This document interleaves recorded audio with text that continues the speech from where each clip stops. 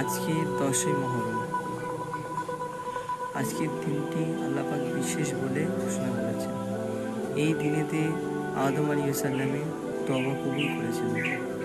আজকের দিনেতে মুসা আলাইহিস সালাম তার কওমকে নিয়ে নীল নদ পার করেছিলেন এবং সেই নীল নদে ফিরাউনকে আল্লাহ পাক